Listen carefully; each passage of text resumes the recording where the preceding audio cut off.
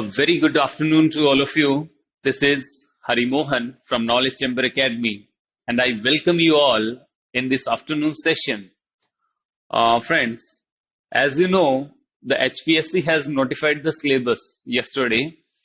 There are some changes which are very crucial to understand to pass this exam, right? कुछ ऐसे changes HPSC ने syllabus के अंदर किए हैं जो कि बहुत जरूरी हो जाता है हमारे लिए समझना, और खासकर उन स्टूडेंट्स के लिए जो बहुत मेहनत करके यहाँ पे प्रिपरेशन कर रहे हैं और बहुत टाइम उन्होंने यहाँ पे इन्वेस्ट किया है। अब एकदम से जो है ऑप्शनल का सिलेबस चेंज हो जाना, ये कहीं ना कहीं थोड़ा सा एक सैड न्यूज है टू ऑल द एस्पिरेंट। तो आप एक बात समझिएगा, देखिए कि ये जो लेक्चर मेरा रहेगा, आज जो वीडियो लेक्चर ये मेरा रहेगा, इसमें मैं उन चेंजेस के बारे में बात करूंगा, और दूसरा मैं यहां पे डिस्कशन करूंगा कि after the new syllabus, after the coming of the new syllabus, कि आपको कैसे प्रिपेयर करना है, what should be the strategy and what should be the resources for the exam जो आपको फॉलो करनी है, राइट। तो बने रहिएगा आप मेरे साथ। जो भी लाइव स्टूडेंट्स हैं दे कैन ऑल्सो कमेंट, मैं उनके कमेंट टाइम टू टाइम लेऊंगा, राइट। तो आइए स्टार्ट करते हैं। देखिए यहां पे देखिएगा, सबसे पहले तो मैं एक बार पैटर्न आपसे डिस्कस कर लेता हूं, क्योंकि जो चेंजेस हुए हैं वो आपको फिर अच्छे से समझ आएंगे, राइट। तो अगर मैं बात करता हूं एग्जाम पैटर्न की,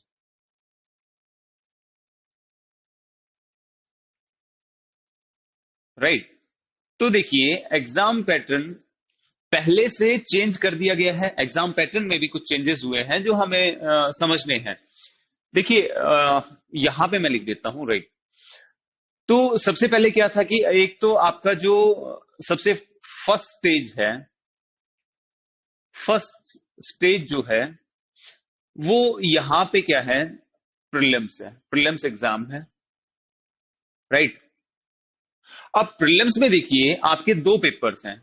पहला जो पेपर है वो जनरल स्टडीज का है, जनरल स्टडीज का है। इसमें आपके कोर सब्जेक्ट्स रहेंगे सारे के सारे, जैसे कि history, geography, polity, economics, environment, basic science, Haryana GK and current affairs, right. तो ये हमारा जो है पेपर फर्स्ट होगा, पेपर फर्स्ट। इसी प्रीलिम्स में एक पेपर सेकंड भी है, पेपर सेकंड भी है, और ये पेपर सेकंड जो है आपका रहेगा सी सेट का, civil services aptitude test, right. इसमें जो है अप टू 10th लेवल के आपका मैथ्स, रीजनिंग और इंग्लिश कॉम्प्रिहेंशन, ये सब आपको देखने को मिलेगा। और खास बात ये है जो चेंज प्रीलिम्स लेवल पे हुआ है यहाँ पे, कि अब जो है इस एग्जाम को जो है क्वालिफाइंग कर दिया गया है। ये अब क्या है, आपका क्वालिफाइंग है, राइट। तो इसके बारे में मैं बाद में बात करूंगा। सबसे पहले हम बात करते हैं जनरल स्टडीज की। देखिए जनरल स्टडीज नाम से ही आपको पता लग रहा है कि एक बेसिक सा आपको पता होना चाहिए मैकेनिज्म की, हिस्ट्री कैसे का, हिस्ट्री में क्या क्या फंडेज हैं, और उसके ज्योग्राफी में क्या क्या है, और इन्वायरमेंट में क्या क्या है, राइट। पॉलिटी में क्या क्या रूल्स रेगुलेशंस हैं, क्या कैसे हमारा कॉन्स्टिट्यूशन काम करता है, वो सारी बेसिक बातें यहाँ पे आपको पता होनी चाहिए। तो अब जब हम जनरल स्टडीज की बात करते हैं, और यहां पे मैं एक छोटा सा डिस्कशन आपसे करूंगा। देखिए स्टूडेंट्स जो प्रिपेयर करते हैं एचसीएस एग्जाम के लिए, जो सीरियसली प्रिपेयर करते हैं और जो विदाउट एनी गाइडेंस कर रहे हैं, राइट। अब वो क्या करते हैं कि वो सोचते हैं कि सबसे पहले जो है मैं प्रीलिम्स के लिए प्रिपरेशन करूंगा, उसके बाद जब मैं प्रीलिम्स पास कर लूंगा तब मैं आके जो है मेंस के लिए प्रिपेयर करूंगा। हालांकि ऐसे कुछ ही स्टूडेंट्स हैं या जो मिसगाइडेड हैं, कुछ ऐसे ही स्टूडेंट हैं। तो इसमें देखिए फ्रेंड्स क्या है कि जब आप प्रीलिम्स की तैयारी कर रहे होते हैं, और खासकर ये जो पेपर फर्स्ट आप देख रहे हैं, ये जो पेपर फर्स्ट आप देख रहे हैं जनरल स्टडीज का, तो ये जनरल स्टडीज का ही एक पेपर आपका प्रीलिम्स में है, और सेम पेपर जनरल स्टडीज का जो है आपका मेंस में भी होता है। यही एक आपका मेंस के अंदर भी होगा, राइट। इस बात को आप समझिए। अब देखिए अब फर्क क्या है दोनों में, प्रीलिम्स की जनरल स्टडीज और मेंस की जनरल स्टडीज में क्या फर्क आपको देखने को मिलता है यहाँ पे, राइट। तो प्रीलिम्स में जो है, अगर आप हम बात करें कि लेट्स सपोज हिस्ट्री, हिस्ट्री वहां पे दी हुई है एक सब्जेक्ट के रूप में। और जब आप हिस्ट्री अगर प्रिपेयर कर रहे हैं तो मुझे बताइए कि क्या प्रीलिम्स की हिस्ट्री जो है और मेंस की जो पेपर जीएस का है उसके अंदर जो हिस्ट्री है क्या वो अलग अलग है? बिल्कुल भी नहीं है। वही हिस्ट्री है, वही मुगल्स आपको पढ़ने हैं, वही गुप्ताज आपको पढ़ने हैं, वही मौर्यज आपको पढ़ने हैं, वही फ्रीडम स्ट्रगल आपको पढ़ना है, गांधी आपको वही पढ़ने हैं, राइट? तो यहां पे डिफरेंस किस चीज का है? यहां पे डिफरेंस जो है वो अप्रोच का है। जो जनरल स्टडीज आप प्रीलिम्स के लिए जो कर रहे हैं, प्रीलिम्स के लिए जो जनरल स्टडीज कर रहे हैं, उसके अंदर आपको मिलेगा कि आपको कुछ फैक्ट्स याद रखने हैं, फैक्चुअल डिटेल्स आपको याद रखनी है। और जब उस फैक्चुअल डिटेल्स को विद एनालिसिस आप एक पेपर पे उतार पाते हैं तो वही जनरल स्टडीज आपकी बन जाती है मेंस में। डेफिनेटली हम रिसोर्सेज पढ़ेंगे और इसी लेक्चर में मैं पूरा आपको बताऊंगा कि किस सब्जेक्ट के लिए क्या क्या अप्रोच आपकी रहनी चाहिए और क्या क्या रिसोर्सेज आपके होंगे, राइट? तो बने रहिए। तो देखिए, अब हम बात करते हैं सबसे पहले प्रीलिम्स की। तो यहां पे सबसे पहले मैं लेता हूं जो सब्जेक्ट पेपर फर्स्ट में है, जनरल स्टडीज में है, हिस्ट्री, ज्योग्राफी,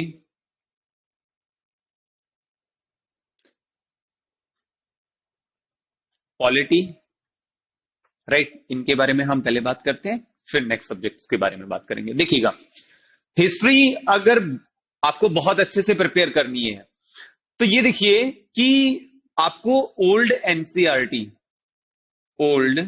एनसीईआरटी जो है ये मोर देन सफिशिएंट रहेंगी। और ज्योग्राफी के लिए जो है 11th और 12th क्लास की जो एनसीईआरटी है ये यहां पे मोर देन सफिशिएंट है। और पॉलिटी के लिए एक सिंगल बुक जो है एम लक्ष्मीकांत जो है ये मोर देन सफिशिएंट है। तो अब देखिएगा कि ओल्ड एनसीईआरटी मैंने क्यों बोला है। अगर आप नई एनसीईआरटी उठाएंगे, चाहे वो क्लास +1 की हो, +2 की हो, राइट, उसमें आप पाएंगे कि थोड़ा क्रोनोलॉजी मिस मिलेगी आपको। वहां पे क्रोनोलॉजी बहुत अच्छे से नहीं दी गई है इवेंट्स की। तो आप जो है पजल हो जाएंगे कि इसके बाद एक्चुअल में हो क्या रहा है। और अगर आपने एचसीएस के प्रीलिम्स का एनालिसिस किया है पेपर्स का, तो आपको मिलेगा कि बहुत से फैक्चुअल बेस्ड क्वेश्चंस हैं, फैक्ट बेस्ड क्वेश्चंस हैं, जो कि डायरेक्ट आपसे ये पूछ रहे हैं कि ये पर्टिकुलर इवेंट जो है किस ईयर में हुआ, या ये पर्टिकुलर वॉर जो है किस ईयर में हुआ, या ये पर्टिकुलर ट्रीटी जो है किस वॉर के बाद हुई, राइट? जैसे कि कार्नेटिक वॉर्स आपने पढ़े होंगे, मैसूर वॉर्स आपने पढ़े होंगे, एंग्लो मराठा वॉर आपने पढ़े होंगे। तो उन सबके बाद आप देखेंगे कि ब्रिटिशर्स ने एक ट्रीटी साइन की है, राइट? तो वो सब आपको पता होना चाहिए कि किस वॉर के बाद कौन सी ट्रीटी है। इनको थोड़ा फैक्ट बेस्ड आप याद कर लीजिए, और जो ओल्ड एनसीईआरटी में आपको बहुत अच्छे से गिवन है, राइट?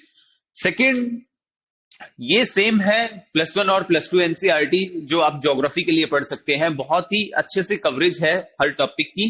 और इस पढ़ने के बाद इसमें पॉलिटी में एम लक्ष्मीकांत भी सेम रहेगी। और अदर सब्जेक्ट्स की अगर मैं बात करूं, जैसे कि यहां पे इकोनॉमिक्स, तो इकोनॉमी एक्चुअली में इकोनॉमी है, ये इकोनॉमी ऑफ इंडिया। अगर नए सिलेबस को आप पढ़ेंगे प्रीलिम्स में तो उसमें दिया हुआ है इकोनॉमी ऑफ इंडिया, राइट? तो इकोनॉमी देखिए, कुछ पर्टिकुलर टॉपिक्स हैं जो आपको यहां पे प्रिपेयर करने हैं। पूरी इकोनॉमी आपको प्रिपेयर नहीं करनी है, at least for the prelims exam. It will be wastage of your time and money and energy अगर आप बहुत ज्यादा इस पे टाइम इन्वेस्ट करते हैं तो इकोनॉमी में जो है आपको सबसे पहले तो 5 ईयर प्लान्स, आप पुराने प्रीलिम्स पेपर्स को एनालाइज करेंगे तो वहां पे आपको मिलेगा कि 1 या 2 क्वेश्चन जो है 5 ईयर प्लान से पक्का मिलेगा आपको। तो इसका मतलब ये निकल के आ रहा है कि 5 ईयर प्लान जो है आपके टिप्स पे होने चाहिए, बिल्कुल, राइट? सेकंड जो है पॉवर्टी एंड इट्स एस्टिमेशन।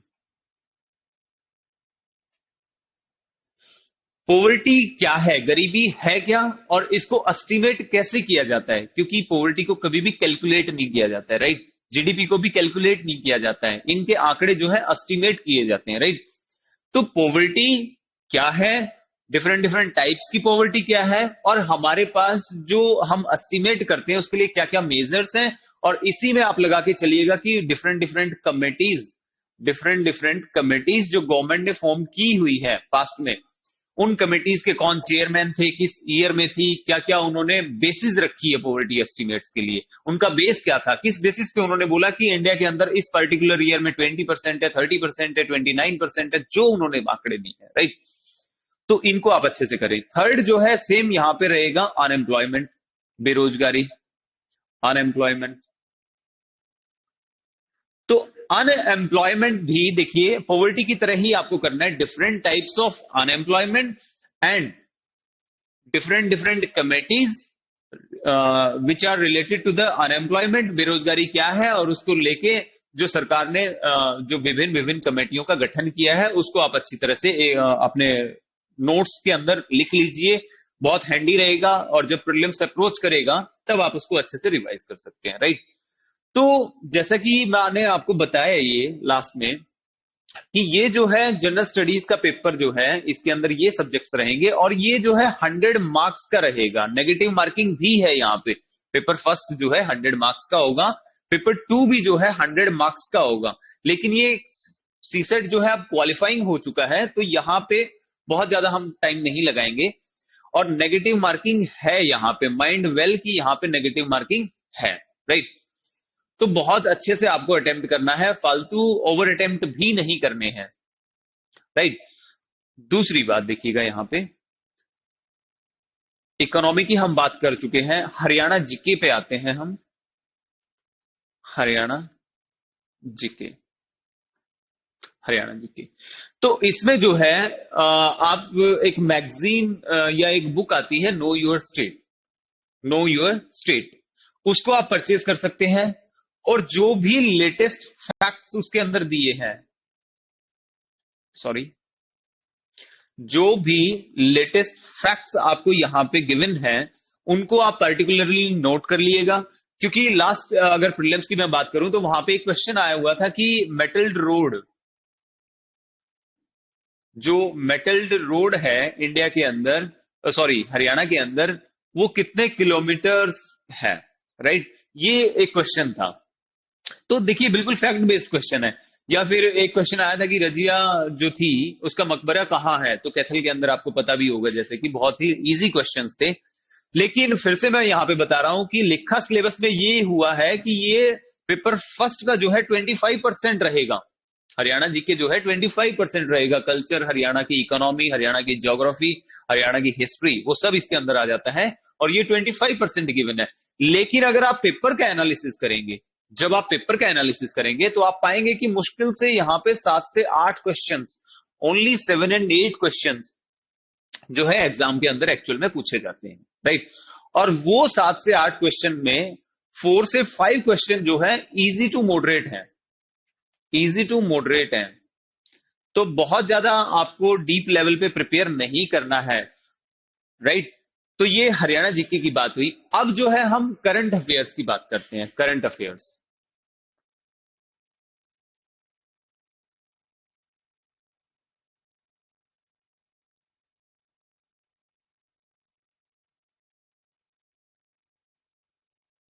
देखिए, तो करंट अफेयर यहां पे अगर मैं आपको बताऊं तो ना तो आपको इतनी डीप करंट फॉलो करनी है कि जो यूपीएससी लेवल की है।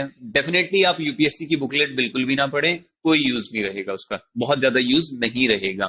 और करंट अफेयर, इनफैक्ट प्रीलिम्स और मेंस की जो जीएस है वो भी एक दूसरे से अलग नहीं है। मैं अभी आगे डिस्कस करूंगा और you will be more clear, right. तो करंट अफेयर्स में देखिएगा क्या करेंगे आप, कोई भी एक जो है आप 1 ईयर की मैगजीन ले लीजिएगा, लोकल मैगजीन, जिसका टाइम पीरियड कितना है, 1 ईयर का है। जब भी एग्जाम की नोटिफिकेशन आ जाए उस टाइम पे आप परचेज करिएगा एक मैगजीन जिसमें की कवरेज जो है 1 ईयर की दी हो आपको, और इसमें 1 ईयर की पूरी डिटेल्स आपको देखनी है कि क्या कुछ हमने स्पेसिफिक बड़ा किया था, उसके जो लेटेस्ट डेटा अवेलेबल है उसको भी बहुत अच्छे से नोट डाउन कर लें, या फिर वहीं पे डिफरेंट हाईलाइट कर लें या फिर अंडरलाइन कर लें, जैसा आप कंफर्टेबल फील करें। ये सिर्फ आपको इस मैगजीन से गो थ्रू होना है, राइट। दूसरा जो है यहां पे, दूसरा जो है यहाँ पे जो है सेकंड जो मैं बताना चाहता हूं कि गवर्नमेंट जो है अपने क्लास 1 और क्लास 2 ऑफिसर्स को एक डायरी देती है पर्टिकुलर ईयर में, राइट। अगर 2020 में भी देखेंगे तो उन्हें एक डायरी प्रोवाइड की गई है गवर्नमेंट की। उस डायरी के 10 से 15 स्टार्टिंग के जो पेजेस हैं उसमें जो है गवर्नमेंट की स्कीम्स दी हुई है, गवर्नमेंट की स्कीम्स गिवन है। तो उन स्कीम्स को एक बार आप पढ़ लें और उनसे फिल्टर आउट कर लें कि क्या इंपॉर्टेंट है एग्जाम के लिए और कैसे है, राइट। तीसरा जो है यहां पे मैं बोलता हूं आपको ट्विटर, और ये ट्विटर जो है आ, हमारे हरियाणा के जो सीएम है, राइट, हमारे हरियाणा के जो सीएम है उनके ट्विटर हैंडल को आप फॉलो करें। इसका क्या बेनिफिट होगा मैं बताता हूं, देखिए आपको। क्योंकि गवर्नमेंट जो है, गवर्नमेंट आपसे एग्जाम ले रही है एक तरह से, और गवर्नमेंट का ही डेटा आपसे पूछा जा रहा है, गवर्नमेंट की ही स्कीम्स आपसे पूछी जा रही है, क्योंकि हम करंट अफेयर की बात कर रहे हैं ना अभी, तो इसीलिए। तो यहाँ पे सीएम के ट्विटर हैंडल पे पाएंगे कि डेली वो जो है कुछ स्कीम्स के बारे में, कुछ डेटा को लेके, रोड्स की कनेक्टिविटी को लेके, डेवलपमेंट को लेके, हर चीज की इंफॉर्मेशन वो वहां पे अपलोड कर रहे हैं। तो आप एक बार उससे भी गो थ्रू हो ले कि कोई important schemes, important data, important कुछ अलग दिया हुआ है वहां पे, तो उसको आप नोट डाउन कर ले, स्क्रीनशॉट ले लें, उसको एक बार रिवाइज कर लें। ये आपके लिए बहुत अच्छा होगा। और इनफैक्ट अगर ये प्रीलिम्स में आपके काम नहीं आया तो डेफिनेटली ये मेंस में पक्का आपके काम आने वाला है, और अगर मेंस में भी ये काम नहीं आता है तो डेफिनेटली आपके इंटरव्यू में जरूर काम आएगा। क्योंकि वो कुछ ना कुछ जो है, जो भी करंट गवर्नमेंट होती है स्टेट के अंदर, वो अपनी स्कीम्स को चाहती है कि जो एटलीस्ट जो एस्पिरेंट्स हैं, जो कल को एक बड़ी पोस्ट पे रिप्रेजेंट करेंगे, राइट, एटलीस्ट उन्हें बहुत अच्छे से पता होना चाहिए कि गवर्नमेंट कैसे चल रही है, गवर्नमेंट ने क्या क्या डेवलपमेंट किए हैं हाल फिलहाल में, राइट। तो ये समझ के चलिएगा। तो आई थिंक प्रीलिम्स का मैंने पेपर फर्स्ट पूरा कंप्लीट कर दिया, हिस्ट्री, ज्योग्राफी, पॉलिटी, इकोनॉमिक्स और हरियाणा जी के करंट अफेयर्स, राइट। तो ये हमारा यहाँ पे कंप्लीट हुआ प्रीलिम्स। सीसेट के बारे में मैं यहाँ पे बात नहीं करूंगा, वो आप कुछ भी जो है 10-12 चैप्टर्स जो है मैथ के कवर कर लीजिए, 10-15 जो इंपॉर्टेंट चैप्टर हैं वो रीजनिंग के कवर कर लीजिए, थोड़ा सा प्रैक्टिस करिए, और 5 से 6 मॉक टेस्ट सीसेट के अलग से करिएगा। उससे क्या होगा कि आप एक फ्लो में आ जाएंगे, वहां पे छोटी छोटी सिली मिस्टेक्स आप वहां पे नहीं करेंगे, राइट। अब मैं बात करता हूं कि स्ट्रेटेजी क्या रहनी चाहिए। रिसोर्सेज की हम बात कर चुके हैं, अब स्ट्रेटेजी की मैं बात करता हूं कि प्रीलिम स्पेसिफिक स्ट्रेटेजी क्या हो। तो देखिएगा, कई और ने भी आपको बताया होगा, आपने जहां से भी कुछ जानकारियां ली हैं आपको पता भी होगा वहां पे। तो यहां पे क्या है कि देखिए, एक बुक आती है लुसेंट की, पहली बुक। दूसरी जो है एक बुक आती है कोस्मोस पब्लिकेशन की, कोस्मोस पब्लिकेशन की। और महेश बर्नवाल जो है इसके राइटर हैं, महेश बर्नवाल, राइट, ये इसके राइटर हैं। कोस्मोस पब्लिकेशन की बुक है, और ये एक्चुअली में क्या है, ऑब्जेक्टिव एनसीईआरटी है, ऑब्जेक्टिव एनसीईआरटी है, जिसमें आपको एक क्वेश्चंस मिलेंगे टॉपिक वाइज, ऑब्जेक्टिव क्वेश्चंस मिलेंगे, और वो भी आपके क्या होंगे, टॉपिक वाइज होंगे, राइट। सेम आपको ल्यूसेंट में देखने को मिलेगा कि ऑब्जेक्टिव एमसीक्यूज वहां पे आपको दिखेंगे, और टॉपिक वाइज वहां पे भी गिवन है। तो यहां से क्या होगा कि यहां से ल्यूसेंट से आपको एक रफ आइडिया आ जाएगा, और कहीं ना कहीं अगर आपने सिविल सर्विसेज के बारे में थोड़ा सा भी पढ़ा है कि स्ट्रेटेजी क्या हो, तो उसी में आपको देखने को मिलेगा कि लोग बोलते हैं कि एनसीईआरटी से स्टार्ट करिए या एनसीईआरटी जरूर पढ़िए। लेकिन जो फ्रेशर हैं, फ्रेशर कैंडिडेट्स हैं, जो पहली बार मैदान में उतरे हैं, और वो भी एकदम से इस एग्जाम के लिए जब प्रिपेयर करते हैं, तो उन्हें पता नहीं रहता है कि यहाँ पे जो एनसीईआरटी है इससे क्वेश्चन बनेगा कैसे, कौन सा पैराग्राफ या कौन सी लाइन मेरे लिए इंपॉर्टेंट है, किसको स्पेसिफिक नोट करना है। क्योंकि आपने अगर देखा हो, लास्ट ही प्रीलिम्स में एक क्वेश्चन पूछा गया था, इंडिया की कोस्ट लाइन एक्चुअल में कितनी है। तो ऑप्शन भी बड़े क्लोज दिए हुए थे, 7515.5, 7516.6, ठीक है, ऐसे कुछ ऑप्शन बहुत ज्यादा क्लोज ऑप्शन दिए गए थे। और इसी के चलते क्या है, इसी के चलते आपको एनसीईआरटी में ये सब डेटा गिवन है, आप समझिए ये सब डेटा गिवन है, राइट। तो एनसीईआरटी को जब अगर पढ़ने का टाइम आपके पास नहीं है, और ये बहुत ज्यादा टाइम कंज्यूमिंग भी रहेगा अगर आप एनसीईआरटी को फुली कवर टू कवर जब पढ़ते हैं, तो इससे बेटर है कि अगर आपको जल्दी प्रिपेयर करना है तो ऑब्जेक्टिव एनसीईआरटी को जरूर एक बार गो थ्रू कर लें। इससे क्या होगा कि आपका एक हैबिट भी बन जाएगी और आपको पता चल जाएगा कि क्वेश्चन एक्चुअल में टॉपिक से उठ कैसे रहा है, राइट। अब दूसरी बात, ये हमने ये बात की, अब मैं बात करता हूं यहां पे कि एक्चुअल में प्रीलिम्स के लिए क्या किया जाए, जो रामबाण इलाज क्या हो सकता है कि मेरा प्रीलिम्स श्योरली क्लियर हो, राइट। तो यहां पे एक्चुअल जो रामबाण है वो है आपका mock test, mock test, right. तो मॉक टेस्ट देखिएगा क्या है, आप किसी भी इंस्टीट्यूट की, मैं खुद मेरी इंस्टीट्यूट की भी रेफर आपसे मतलब आपको कंपेल नहीं करूंगा कि आप मेरे पास ही आए और मेरी टेस्ट सीरीज ही परचेज करें। आप जिस भी इंस्टीट्यूट पे बिलीव करते हैं, आपका ट्रस्ट है, राइट, आप किसी भी इंस्टीट्यूट की जो टेस्ट सीरीज है उसको बाय कर लीजिएगा, ठीक है। इससे यहां पे क्या होगा कि जो एक इंस्टीट्यूट जो अपने आप में काम कर रहा है, उसके पीछे जो एक टीम काम कर रही है, वो जो है यहां पे क्वेश्चंस की या जो टेस्ट सीरीज की जो कंपोजिशन है, जो कंटेंट है उस टेस्ट सीरीज का, उसका एरिया बहुत वाइड हुआ है। उन्होंने कहीं कहीं से कंपोज किया है क्वेश्चंस को। अब मैं अगर मेरे इंस्टीट्यूट नॉलेज चैम्बर एकेडमी के टेस्ट सीरीज की बात करूं, तो हमने अपने रेगुलर स्टूडेंट्स जो हमारे पास एनरोल हैं, उन्हें हमने 50 जो मॉक टेस्ट है यहां पे प्रोवाइड किए हुए हैं फॉर द प्रीलिम्स, जो हम टाइम टू टाइम ले रहे हैं। दूसरा यहां पे क्या है कि 50 के अंदर हमने ऐसा डाला क्या हुआ है, उसकी कंपोजिशन क्या है, तो इसमें जो है एनसीईआरटी कंप्लीट, एनसीईआरटी। दूसरा जो है घटना चक्र, वहां से भी कुछ क्वेश्चंस, और तीसरा जो है अदर पीसीएस, अदर पीसीएस जो है उनके past year questions, past year questions यहां पे हमने कवर किए हुए हैं। और फोर्थ जो है हमारे टीम मेंबर्स ने टॉपिक वाइज जो हमें क्वेश्चंस प्रोवाइड किए हैं, जो कंटेंट उनका बनाया हुआ है, राइट। अब इससे क्या होगा, जब past year papers, sorry past year जो other PCS, for example MP PCS है, यूपी पीसीएस है, उत्तराखंड है, बिहार है, राजस्थान है, जो अदर पीसीएस हैं उन्होंने, अब अगर मैं बात करूं कि मुगल एम्पायर, तो मुगल एम्पायर पे डिफरेंट डिफरेंट पीसीएस ने अलग अलग डिटेल्स पूछी हुई हैं, और सबका लेवल ऑलमोस्ट सेम रहता है प्रीलिम्स के लिए। आप देखेंगे वही वन लाइनर या फिर ऐसे करके पूछते हैं, वो बहुत ज्यादा स्टेटमेंट के क्वेश्चन नहीं रहते हैं, अनलाइक यूपीएससी, राइट। तो इसमें क्या है कि जब आप इतनी पीसीएस के प्रीवियस ईयर पेपर्स को जब आप करते हैं, तो आपको एक एग्जैक्ट आइडिया आ जाएगा कि इस टॉपिक में है क्या, राइट।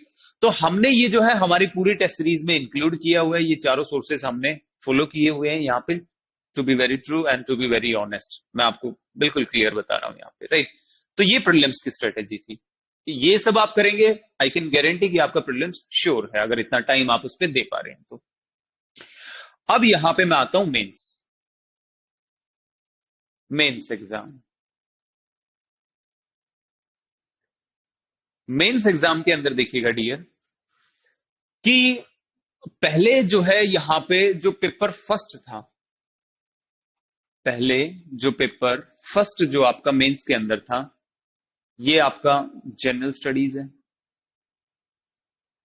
जनरल स्टडीज है ये।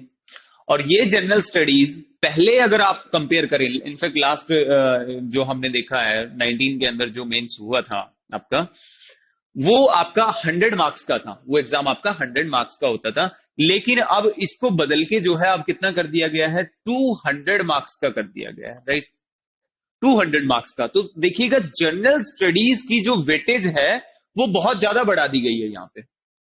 पहले 100 मार्क्स, अब तो डबल ही हो गया ना ये। तो अगर पिछले पास्ट पेपर को मैं डिस्कस करूं यहां पे, पास्ट पेपर को अगर मैं डिस्कस करूं, तो यहां पे आप पाएंगे कि इस पेपर का जो ओरिएंटेशन था वो करंट बेस्ड था, बिल्कुल, या बिल्कुल करंट बेस्ड था। अगर आपने पेपर एनालाइज किया है, अगर नहीं है तो आप मुझे जो है व्हाट्सएप कर सकते हैं, या हमारे जो फेसबुक पेज है नॉलेज चैम्बर एकेडमी के नाम से, वहां पे आपको मिल जाएंगे, या यूट्यूब चैनल पे आप रिक्वेस्ट कर सकते हैं, टेलीग्राम चैनल पे आप कर सकते हैं, जहां पे भी कंफर्टेबल हो, राइट। तो करंट बेस्ड था। अब ये करंट बेस्ड ये तब था पूरा का पूरा जब ये 100 मार्क्स का था, राइट। लेकिन अब क्योंकि ये 200 मार्क्स का कर दिया गया है, तो माइंड वेल की इसके अंदर अब अच्छा खासा जो है स्टैटिक पोर्शन यहां से पूछा जाएगा, स्टैटिक पोर्शन यहां पे पूछा जाएगा। और स्टैटिक पोर्शन की मैं बात करूं, क्योंकि पेपर फर्स्ट में डिस्कस कर रहा हूं जो कि जनरल स्टडीज का है, तो अब यहां पे आपको हिस्ट्री के बहुत से क्वेश्चन देखने को मिल सकते हैं, ज्योग्राफी के बहुत से क्वेश्चन देखने को मिल सकते हैं, issues in polity, issues in polity ये आपको यहां पे बहुत देखने को मिलेंगे। तो अब हिस्ट्री को आपको सिर्फ प्रीलिम्स के लिए नहीं पास करना है या उसके लिए नहीं पढ़ना है, अब आपको उसके आंसर्स भी लिख के देखने हैं, ठीक है। लेट सपोज कि जैसे मॉडर्न हिस्ट्री के अभी हाल फिलहाल में मैं मेरे यूट्यूब चैनल पर भी लेक्चर ले रहा हूं और फ्रीली अवेलेबल है वो वहां पे। तो यहाँ पे जैसे मैंने जो स्टार्ट किया था, तो माइंड वेल की स्टैटिक पोर्शन से एक क्वेश्चन आपसे ये भी पूछा जा सकता है कि discuss the decline of the Mughals in India, कि उसके पीछे, उनके पतन के पीछे, मुगल के पतन के पीछे उनके क्या कारण रहे थे। तो जब आपने प्रीलिम्स के लिए पढ़ा था कि मुगल्स ये थे, ये थे, ये किया उन्होंने और इसलिए वो पतन हुआ, उनका डिक्लाइन फॉल हो गया, तो इसको अब आपको प्रैक्टिस करनी पड़ेगी कि अब आप इसको पेपर पे उतार पाए। और इसलिए मैं आपको बोल रहा था कि अब जो है अच्छी खासी आपको आंसर राइटिंग की प्रैक्टिस करनी पड़ेगी, आंसर राइटिंग की प्रैक्टिस, राइट। आंसर राइटिंग अगर आप नहीं कर रहे हैं और प्रीलिम्स आप क्वालिफाई कर पा रहे हैं, तो डेफिनेटली आप मेंस को यहां पे अच्छे से पास नहीं कर पाएंगे, और अच्छे से क्या, इनफैक्ट आप कर ही नहीं पाएंगे, राइट। तो ये आपको बहुत अच्छे से आंसर लिखने हैं, और कोई ना कोई आपका मेंटर आपके पास होना चाहिए जो उनको चेकआउट कर सके कि क्या आपने अच्छा लिखा है या नहीं लिखा है, राइट। आंसर राइटिंग के ऊपर हमारे यूट्यूब चैनल पे एक अलग से आपको लेक्चर भी मिल जाएगा, मेरा ही लेक्चर है वो, मैंने ही उसमें डिस्कशन किया हुआ है कि how we should write a better answer for the mains exam, right. वो वहां पे गिवन है, आप देख सकते। तो ये पेपर फर्स्ट की बात हुई है। अब यहां पे मैं बात कर रहा था कि जब आप प्रीलिम्स के लिए हिस्ट्री, ज्योग्राफी, पॉलिटी जब प्रिपेयर करते हैं, तो उसी के साथ जो भी आप टॉपिक पढ़ रहे हैं, चाहे इंडस वैली सिविलाइजेशन पढ़ रहे हैं, चाहे इंटीरियर ऑफ द अर्थ पढ़ रहे हैं, चाहे साइक्लोन पढ़ रहे हैं, चाहे सुप्रीम कोर्ट पढ़ रहे हैं, जो भी आप कोर एरिया पढ़ रहे हैं, उसी के साथ एक आंसर जरूर लिख के देखिएगा, राइट। उसी के साथ जरूर लिख के देखिएगा। हमारे जो नॉलेज चैम्बर एकेडमी में जो स्टूडेंट्स एनरोल्ड हैं, हम डेली उन्हें 1 से 2 आंसर उन्हें डेली लिखवा रहे हैं ताकि वो मेंस में अच्छा से परफॉर्म कर पाए। ये बहुत जरूरी था, वरना आंसर राइटिंग कोई एक ऐसी चीज नहीं है कि जो आज आप जो है उसे कर लें और 2 दिन छोड़ दें, फिर आपने कर लिया। ऐसे रूटीन में आपको करना पड़ेगा इसे, और ना ही ऐसा है कि पहले प्रीलिम्स पास हो जाए और उसके बाद मैं आंसर राइटिंग कर लूंगा या कर लूंगी, राइट। ऐसा नहीं हो सकता। आंसर राइटिंग जो है 1-2 महीने में नहीं आएगी, ये एक थोरो प्रोसेस है जिसको आपको एटलीस्ट जो है 5 to 6 मंथ आपको कंटिन्यू करना पड़ेगा, राइट।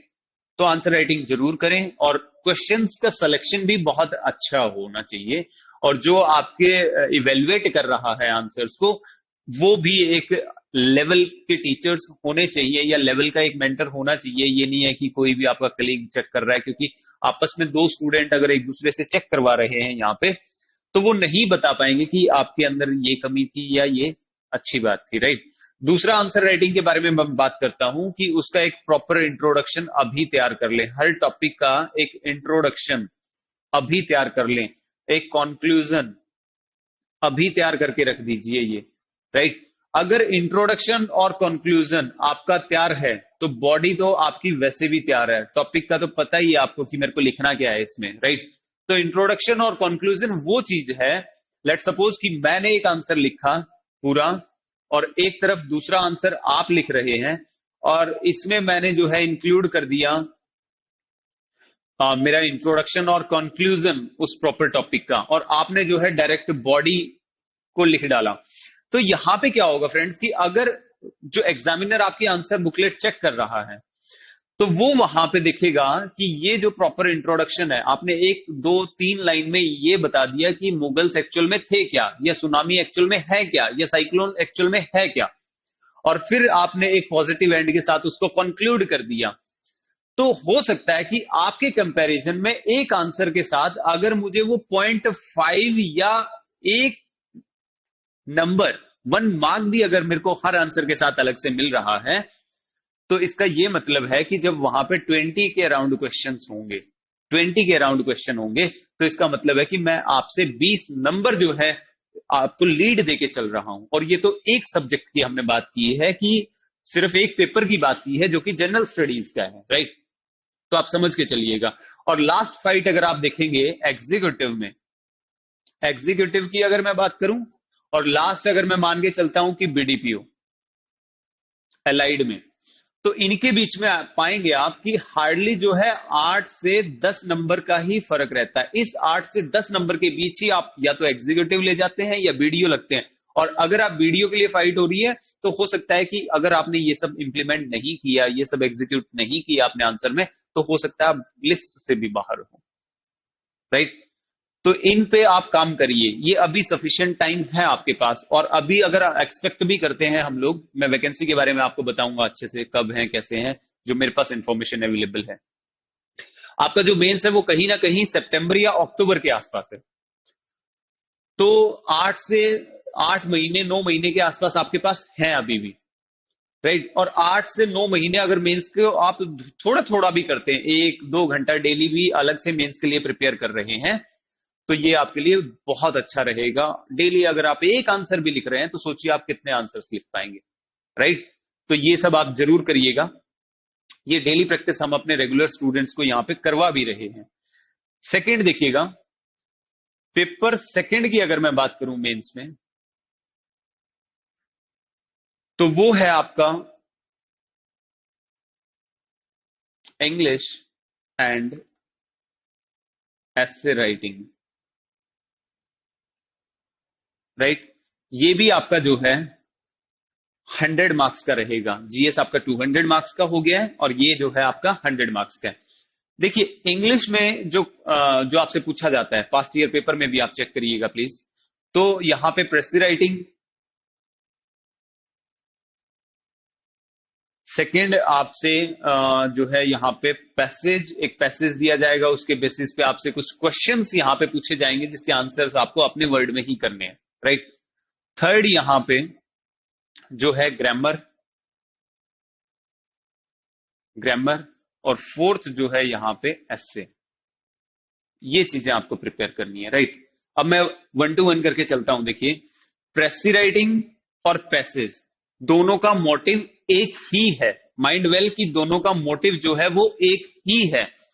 ये भी आपको अपने वर्ड्स में लिखनी है, और पैसेज के आंसर भी आपको अपने ही वर्ड में लिखने हैं, क्योंकि पैसेज बहुत ही छोटा मिलेगा आपको।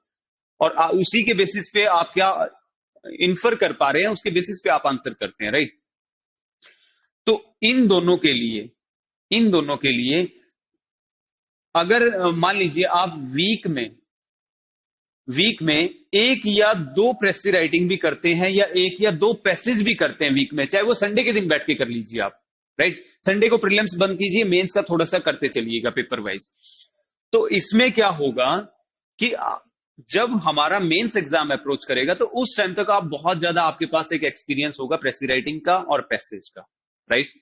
ग्रामर आपकी कंटिन्यू प्रोसेस है, इसको जब चाहें आप पूरा कर सकते हैं, लेकिन मैं ये कहूंगा कि प्रीलिम से पहले अगर इसको कर लें तो बहुत अच्छा रहेगा आपके लिए। और मेंस का जो गैप मिलता है मेंस के लिए, उसमें आप जो है इसको क्या करें, रिवाइज कर लीजिए, राइट। और ये जो है प्रेसी राइटिंग जो है आपकी 20 मार्क्स की ये रहेगी, उसमें 20 मार्क्स की ये रहेगी, और ऐसे जो है आपका 30 मार्क्स का रहेगा, ठीक है। और यहां पे आपको लेटर भी दिया जा सकता है, लेटर राइटिंग, राइट। तो लेटर राइटिंग भी चाहे वीक में करें, चाहे 15 डेज में, 20 डेज में एक लेटर लिखिए, लेकिन लिखिए जरूर।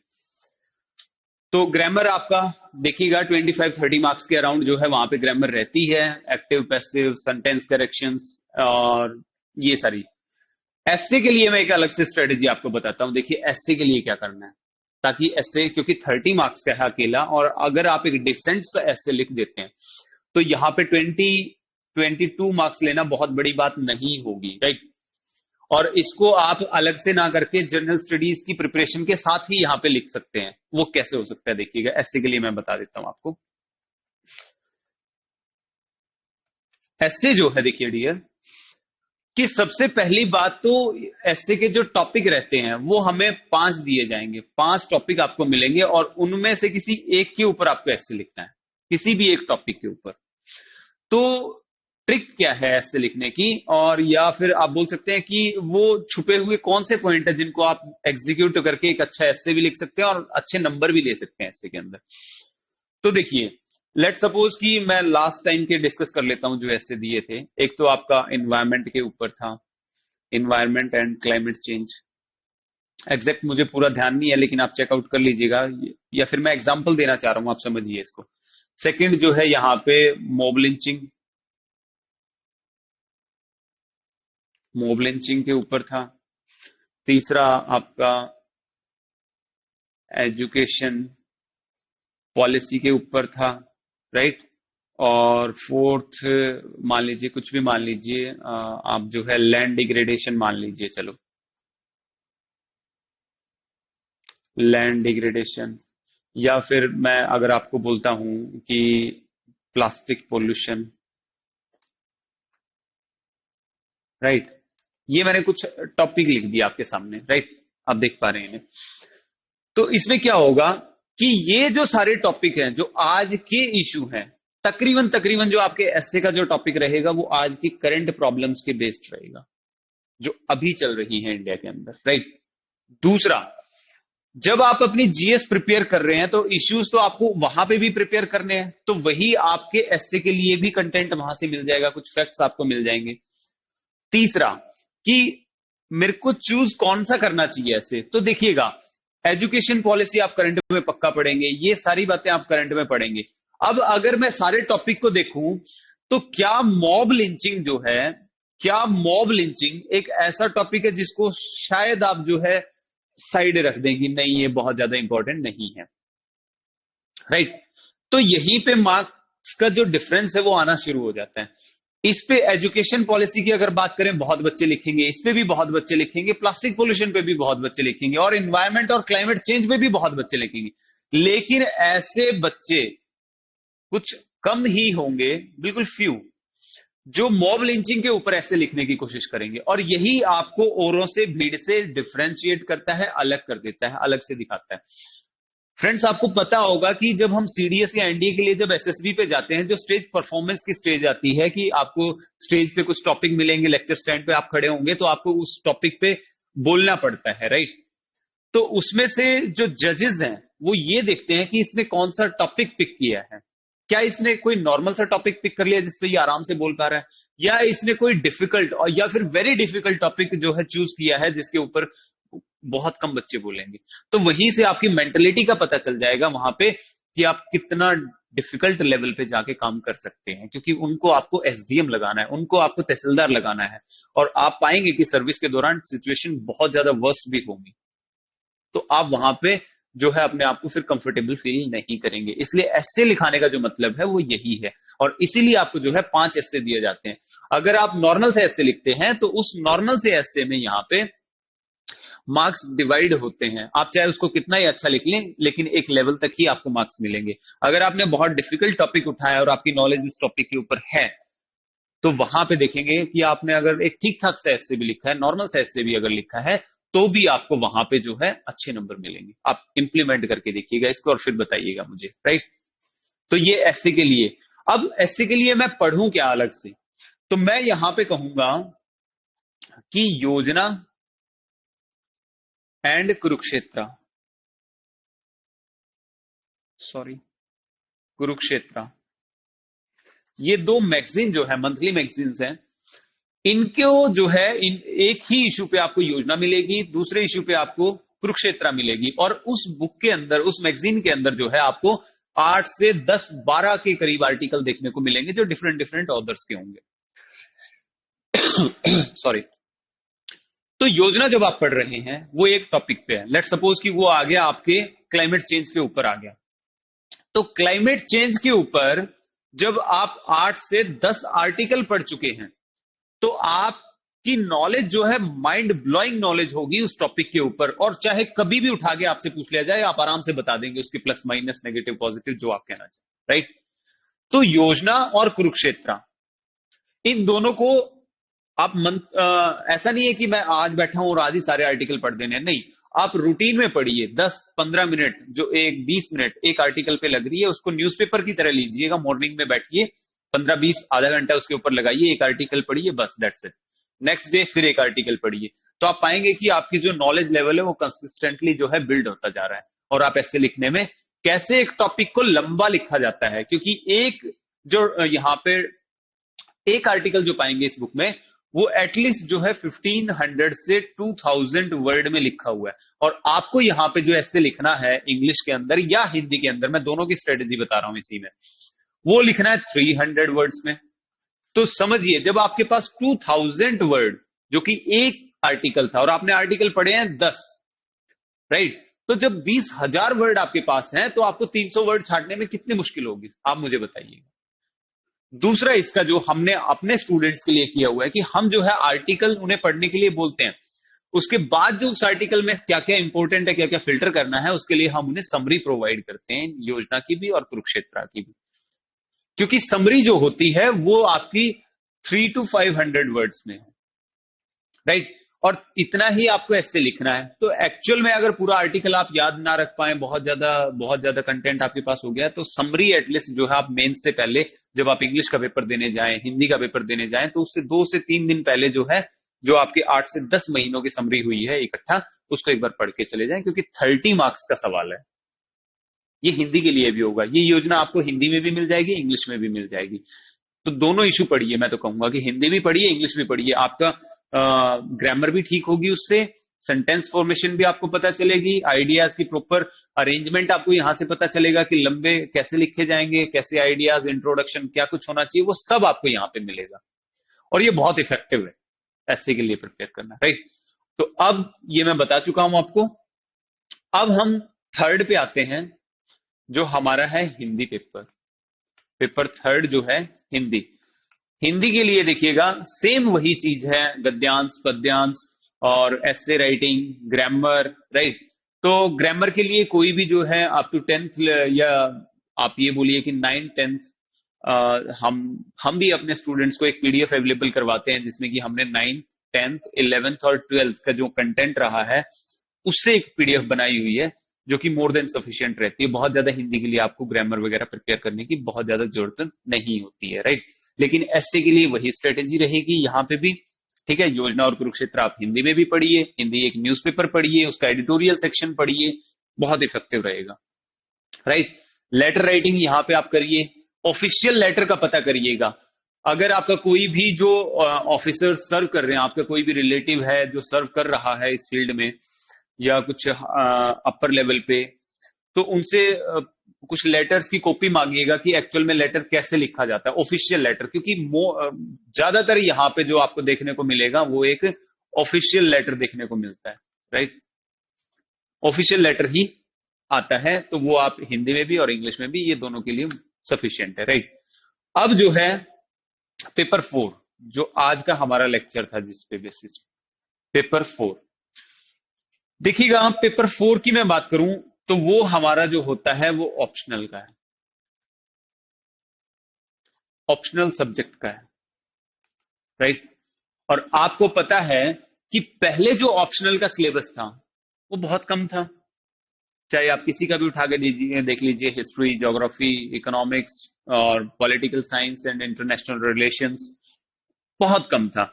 लेकिन अब यहां पे जो है, उस ऑप्शनल को मॉडिफाई करके, उस ऑप्शनल के सिलेबस को चेंज करके, यहां पे जो यूपीएससी के ऑप्शनल्स का सिलेबस था मेंस एग्जाम में, सेम एज इट इज कर लिया है। ये मैं एनालिसिस कर चुका हूं, कल मैंने लेक्चर इसलिए नहीं प्रिपेयर किया, ये मैंने, ताकि मैं चेकआउट कर पाऊं, एनालिसिस कर पाऊं, टॉपिक्स का आपस में रिलेट कर पाऊं उनको। तो अब जो है यूपीएससी की तरह हो गया है। आपने एक अफवाह, एक रूमर्स सुनी होगी बहुत ज्यादा, फेसबुक, सोशल मीडिया चैनल्स पर आपने देखा होगा कि अब की बार जो है एचपीएससी जो है यूपीएससी के पैटर्न पे ही एग्जाम लेगी, ये सुना होगा आपने। तो कहीं ना कहीं अब वो सच होता दिख रहा है यहाँ पे। तो अब कि जब ये चेंज हो चुका है, और पहले जो ऑप्शनल था आपका वो होता था 150 मार्क्स का, 150 मार्क्स के 2 ऑप्शनल थे, तो टोटल जो है यहाँ पे 300 मार्क्स के आपके ऑप्शनल सब्जेक्ट थे।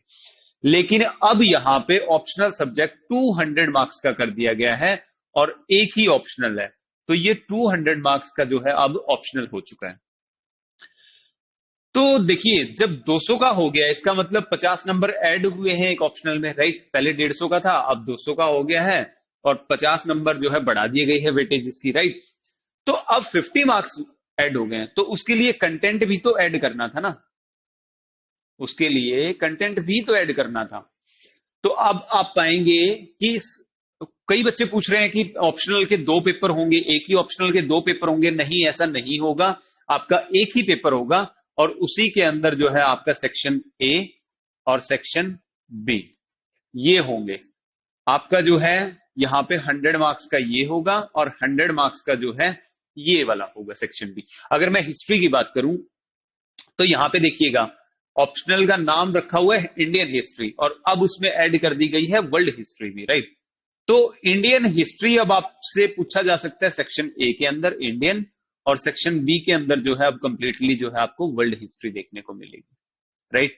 तो अब आपको वर्ल्ड हिस्ट्री भी प्रिपेयर करनी है। ऑब्वियसली ये कुछ स्टूडेंट्स के लिए बहुत एक सैड न्यूज है, अब उन्हें पता नहीं है कि कैसे क्या करना है।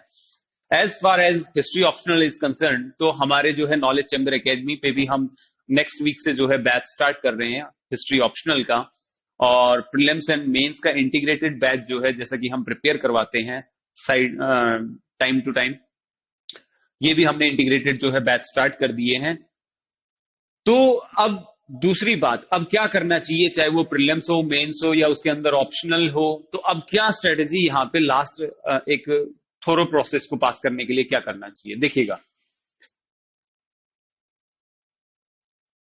प्रीलिम्स स्पेसिफिक अगर करना है, कोर सब्जेक्ट को पढ़ते हुए, कोर सब्जेक्ट को ही पढ़ते हुए उसके साथ कुछ आंसर राइटिंग आप करिए।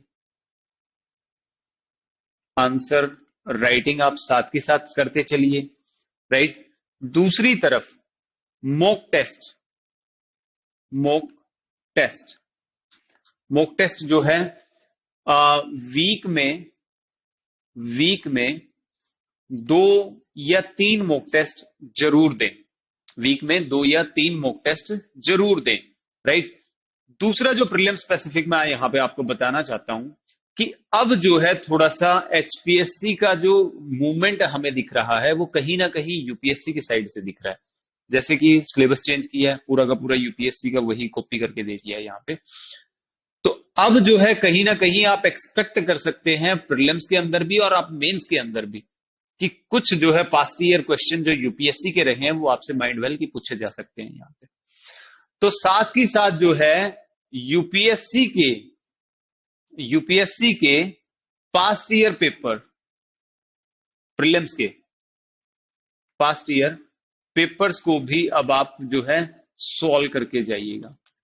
कुछ डायरेक्ट क्वेश्चन आपको वहां पे देखने को मिल सकते हैं, क्योंकि अब जो ऑब्जेक्टिव क्वेश्चन आते थे और हम सीधा बता देते कि आंसर इसका ए है, बी है, सी है, डी और टिक किया और चलो हो गया काम। अब यहां पे आपको एक नया पैटर्न यहां पे देखने को मिल सकता है, स्टेटमेंट वाइज। स्टेटमेंट वाले क्वेश्चन यहां पे आपको देखने को मिल सकते हैं, राइट। और स्टेटमेंट वाले क्वेश्चन के लिए फेमस है कौन, यूपीएससी। तो अगर आपको थोड़ा सा फेमिलियर होने की जरूरत है कि स्टेटमेंट के क्वेश्चंस कैसे पूछे जाते हैं, तो आप टेस्ट ज्वाइन कर सकते हैं, यूपीएससी के पुराने पेपर सोल्व कर सकते हैं। ये प्रीलिम्स का है।